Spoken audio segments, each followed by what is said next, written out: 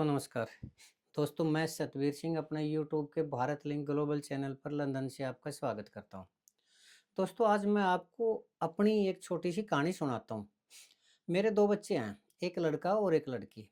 और शुरू से ही मेरे जो बच्चे हैं ना, वो मेरी लड़की है ना, वो सुपर इंटेलिजेंट रही है पढ़ने के मामले में। लेकिन जो मेरा लड़का है ना, वो शुरू से ही पढ़ाई में एक नंबर का निकट्ठू रहा है। और वो कभी भी 40% से ऊपर बढ़ ही नहीं पाया। मैंने कितना ही ज़ोर लगा लिया, कितना ही कुछ कर लिया, लेकिन वो ले दे के ना 40, 45, 35% ही ऐसे नंबर लेके आया करता। अब ट्यूशन भी लगवा लिया, सब कुछ कर लिया, लेकिन उसकी पढ़ाई में रुचि थी ही नहीं। और लड़की इतनी इंटेलिजेंट थी कि वो न सिर्फ 10वीं में सीबीआई के टॉपर बच्चों में से एक थी, और मेरा जो लड़का है वो स्कूल वालों ने उसको इसलिए पास करवा दिया है कि कहीं उनके स्कूल की रेपुटेशन डाउन ना हो जाए, कि ये कहीं फेल ना हो जाए। खैर दोस्तों, धीरे-धीरे मैंने अपने बच्चे की वो +2 करवा दी। +2 के बाद मैंने अपने बच्चे को भेज दिया लंदन के अंदर और पढ़ने के लिए। और लंदन, क्योंकि मेरे बच्चे की रुचि वहाँ थी नहीं, वो बार-बार ये कहा करता कि पापा मैं इस देश के लिए बना ही नहीं हूँ, आप मुझे बाहर भेज दो।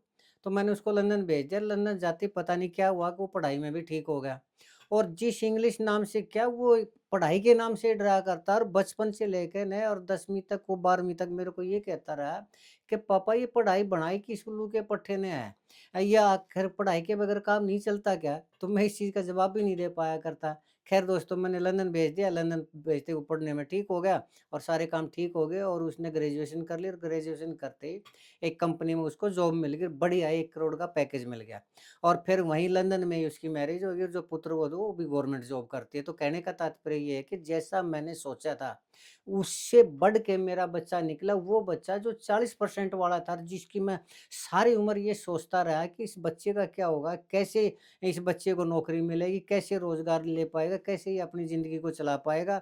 और क्योंकि हमारे समाज का ताना-बाना कुछ ऐसा है कि जो माँ-बाप है वो भी लड़के के साथ ही रहना पसंद करते हैं। लड़के का फ्यूचर भी एक तरह से माँ-बाप का ही फ्यूचर होता है।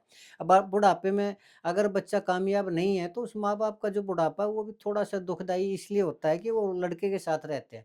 लेकिन मेरा लड़का जहाँ इतना ज़्यादा सक्सेस हुआ, वो लड़की मेरी जो इतनी इंटेलिजेंट थी, जिसने एमए इंग्लिश ऑनर्स से दून यूनिवर्सिटी को टॉप किया, वो आज भी पढ़ने लग रही है। और उससे ज़्यादा कामयाब आज मेरा लड़का है। हालाँकि मुझे उम्मीद है कि मेरी जो लड़की है वो मेरे बेटे से भी ज़्यादा कामयाब होगी एक दिन। लेकिन सवाल है दोस्तों पढ़ने में रुचि का।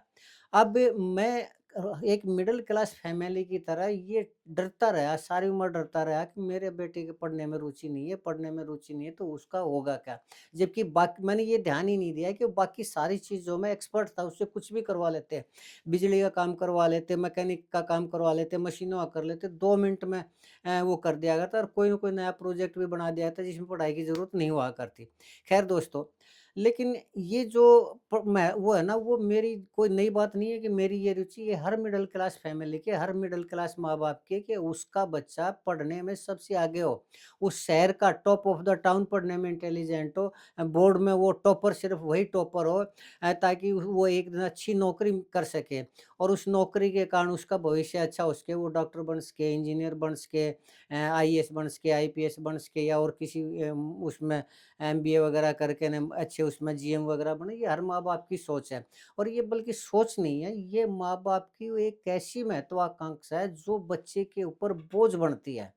लेकिन माँ-बाप हैं कि अपनी महत्वाकांक्षाओं का जो बोझ है ना, वो अपने बच्चों पर डालने से चूकते नहीं, और इसका खामियाज़ा उन बच्चों को भुगतना पड़ता है।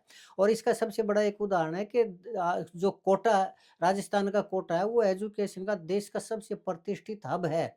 लेकिन आज माँ-बाप की महत्वाकांक्षा बच्चों में ज़्यादा से ज़्यादा नंबर लाने की, कॉम्पिटिशन में ज़्यादा से ज़्यादा सक्सेस होने की इतनी ज़्यादा महत्वाकांक्षा, कि वही कोटा आज बच्चों की सोसाइटी के लिए भी देश का नंबर 1 हब बन चुका है। उसकी वजह क्या है? उसकी वजह है माँ-बाप की ये सोच कि मेरा बच्चा ज़्यादा से ज़्यादा नंबर लेके आए। और ऐसी इसी सोच की दोस्तों मैं आज एक घटना सुनाता हूँ आपको। हरियाणा की है, फरीदाबाद की घटना है। आप भी सोचने पे मजबूर होंगे कि क्या माँ-बाप का इतनी महत्वाकांक्षा होती है कि वो अपने बच्चों की जान, खुद ही अपने बच्चों की जान ले लेते हैं। घटना दोस्तों मैं बताता हूँ, फिर आप डिसाइड करना कि क्या बच्चे के ऊपर नंबरों का बोझ डालना चाहिए या नहीं डालना चाहिए। एक यूपी से एक मिडिल क्लास फैमिली आई दोस्तों काम धंधा करने के लिए फरीदाबाद में, क्योंकि फरीदाबाद में फैक्ट्री वगैरह ज़्यादा है, तो उसमें जॉब मिल जाती है, खासकर जो मिडिल क्लास के, वो उनको लेबर की या छोटी मोटी इस तरह की जॉब मिल जाती है। तो एक परिवार आया फरीदाबाद के अंदर, परिवार का एक मुखिया था, उसका नाम कृष्ण जायसवाल था, उसकी जो धर्मपत्नी थी वो रंजीता थी और उसके 2 बेटी और 1 बेटा उसके थे।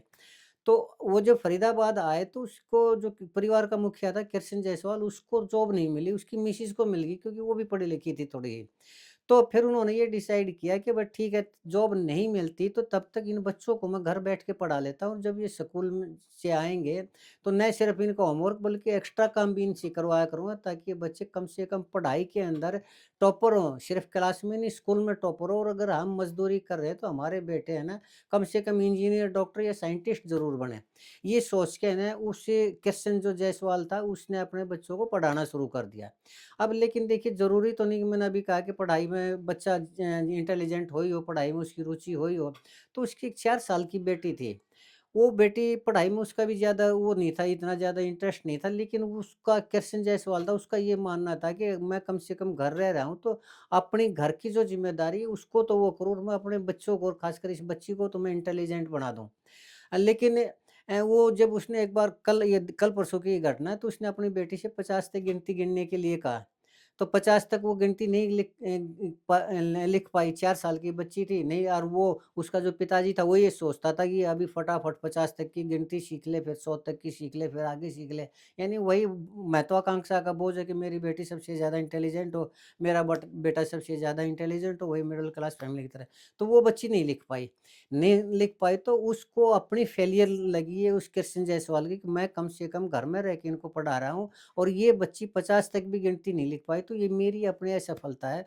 तो उसको इतना गुस्सा उठा कि उसने अपनी 4 साल की बेटी को बेलनों से पीटना शुरू कर दिया और इतने उसको बेलन मारे कि वो लड़की गिर गई उसको।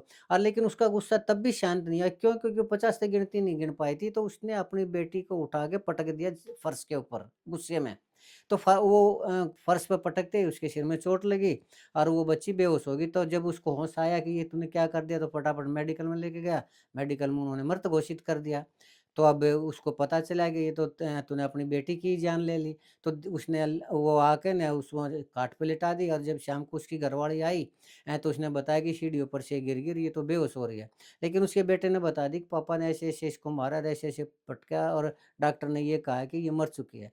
तो ये बात सुन के ना वो जो उसकी घरवाली थी रंजीता, उसने पुलिस को कॉल कर दिया, पुलिस आई, तो पुलिस ने जब दोबारा उसको देखे तो वो वास्तव में मर चुकी थी वो लड़की। अब ये बताइए दोस्तों कि एक 4 साल की बच्ची और वो 50 तक गिनती नहीं लिख पाई तो कौन-सा ज़ुल्म हो गया इसमें? क्या आज वो 50 तक गिनती लिख देती तो कौन-सा वो साइंटिस्ट बन जाती अभी से, कौन-सा वो डॉक्टर बन जाती, कौन-सा वो इंजीनियर बन जाती। अभी तो 4 साल की तो थी, लेकिन उस आदमी ने ये सोचा कि ये इस लड़की की असफलता नहीं है, ये तेरी असफलता है कि तू घर पर रहकर इसको 50 तक गिनती नहीं लिखवा पाया और आज जब ये 50 तक गिनती नहीं लिख पाई तो कल को ये क्या करेगी? क्लास में पिछड़ जाएगी, स्कूल में पिछड़ जाएगी और फिर जैसे मैं सोच रहा था कि मैं अपने बच्चे के प्रति चिंतित रहा, ऐसे वो भी चिंतित हो रहा था। लेकिन वो चिंता इतनी घातक हो सकती है, ये किसी ने नहीं सोचा। अब उस परिवार की वो देखिए कि वो घर का मुखिया जो अपने बच्चों को पढ़ाया करता और वो परिवार के काम में भी सहयोग किया करता ताकि उसकी मिसेज़ को थोड़ा रिलैक्स मिल जाए। अब वो सारी उम्र जेल रहेगा। वो लड़की जो उसकी बेटी आगे चल के पता नहीं क्या कर पाती, कहाँ सफल हो जाती, कितनी सफल हो जाती, क्या पता कोई बिज़नेस वुमन बन जाती और अच्छे उस पे जा सकती थी, लेकिन उसकी भी जान उसने ले ली। तो ये जान ली उसने महत्वाकांक्षा के बोझ में। तो जो माँ-बाप अपने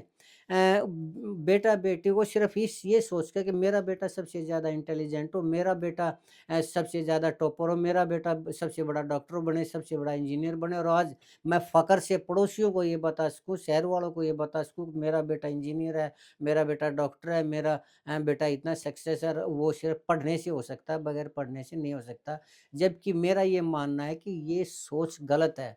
अगर एक बच्चा पढ़ाई में इतना ज़्यादा इंटेलिजेंट नहीं है, उसकी पढ़ाई में रुचि नहीं है, तो माँ-बाप को ये देखना चाहिए कि उसकी रुचि किस चीज़ के अंदर है और जिस चीज़ में भी उसकी रुचि है, तो माँ-बाप को चाहिए कि उसी चीज़ में वो डाले, भले ही वो डॉक्टर ना बन पाए, भले ही वो आईपीएस ना बन पाए, भले ही वो इंजीनियर या साइंटिस्ट ना बन पाए, लेकिन कम से कम वो दूसरी लाइन में अपनी मनपसंद की लाइन में कामयाब तो हो सकता है और अक्सर ये देखा गया है कि जो बैक बेंचर होते हैं, यानी पीछे बैठते हैं या पढ़ाई में एवरेज होते हैं, एवरेज से भी कम होते हैं, वो किसी न किसी बिज़नेस में शुरू कर देते हैं और उसमें सक्सेस हो जाते हैं और ये जो टॉपर एमबीए वाले हैं, बीटेक वाले या और कुछ है, ये उनके पास नौकरी करते हैं। और वो नौकरी करते हुए फ़ख्र महसूस करते हैं, ऐसे-ऐसे आदमियों के सामने। आपने इसका ये विजय माल्या का वो सुना होगा, विजय माल्या खुद एमबीए नहीं था, लेकिन उसके पास एमबीए की फ़ौज थी। इस चीज़ को जाने दीजिए कि वो फ्रॉड करके भाग गया, लेकिन ये देखिए कि वो आदमी इतना ज़्यादा एजुकेटेड न होते हुए भी किस लेवल तक पहुँच चुका था और कितनी बड़ी उसके पास पायलट नौकरी किया करते, इंजीनियर नौकरी किया करते, कितने पढ़े-लिखे बच्चे उसके पास नौकरी किया करते। तो एक विजय माल्या को छोड़िए और भी कितने ज़्यादा ऐसे लोग हैं जो पढ़ाई में सक्सेस नहीं हो पाए, लेकिन बाकी ज़िंदगी में और बिज़नेस में सफल हो पाए। लेकिन उनके माँ-बाप ने कभी उनके ऊपर नंबरों की महत्वाकांक्षा का वज़न नहीं डाला। तो जो आदमी अपनी महत्वाकांक्षा का वज़न अपने बच्चों पर डालता है और इतना ज़्यादा वज़न डालता है कि बच्चे उसके बोझ से दब के मर जाते हैं, तो उनका अंजाम उसी फरीदाबाद वाली घटना की तरह होता है कि वो नंबरों की महत्वाकांक्षा में अपने बच्चे के साथ दुर्व्यवहार करते हैं। और दुर्व्यवहार करने से ज़रूरी नहीं माना उनके मन के ऊपर, मस्तिष्क के ऊपर भी एक ऐसा वज़न आता है, जिसे वो हैंडल नहीं कर पाते और खुद भी सुसाइड कर लेते हैं। इसका उदाहरण मैंने दिया कोटा वाला। तो ऐसे माँ-बाप को नहीं करना चाहिए। माँ-बाप को सिर्फ़ ये देखना चाहिए कि पढ़ाई में इंटेलिजेंट नहीं है तो कोई बात नहीं, किसी दूसरी चीज़ में भी हो सकता है। अगर आप उसको कोई छोटी-मोटी दुकान भी खुलवा देंगे तो उसी से वो आगे चेन बना सकता है, चेन चला सकता है और वो सक्सेस हो सकता है, पढ़ने वाले से भी ज़्यादा सक्सेस हो सकता है। तो कभी भी बच्चों के ऊपर पढ़ाई की अपनी महत्वाकांक्षा का ज़्यादा नंबरों का बोझ नहीं डालना चाहिए। नहीं तो जो हाल आज फरीदाबाद के उस मज़दूर परिवार का हुआ, ऐसा ना हो कि कल को तुम्हारा भी हो। तो आज के लिए इतना ही दोस्तों। मुझे उम्मीद है कि आप मेरी बात को समझने की कोशिश करेंगे और अपने बच्चों पर पढ़ाई की मैं अपनी महत्वाकांक्षा का बोझ नहीं डालेंगे और बच्चों को फ्री हैंड देके वो जो उनकी मनपसंद का काम है वो उनको करने देंगे, उसकी रुचि का काम करने देंगे। आज के लिए इतना ही दोस्तों। उम्मीद है कि आपको मेरी ये वीडियो पसंद आई होगी। अगर आपको लगता है कि मैं सही कह रहा हूँ, तो आपसे गुज़ारिश है मेरी वीडियो को लाइक करें, शेयर करें, कमेंट करें दोस्तों। और अगर आपको लगता है कि मैं गलत हूँ, तो भी आप कमेंट करके बताएँ ताकि मैं अपने आप को करेक्ट कर सकूँ। आपसे चलते-चलते एक निवेदन और है कि आप मेरे इस चैनल को सब्सक्राइब ज़रूर करें ताकि मैं इसी तरह की वीडियो आपके सामने लाता रहूँ। आपने मेरा ये वीडियो देखा इसके लिए आपका बहुत-बहुत धन्यवाद। नमस्कार, जय हिंद, जय भारत।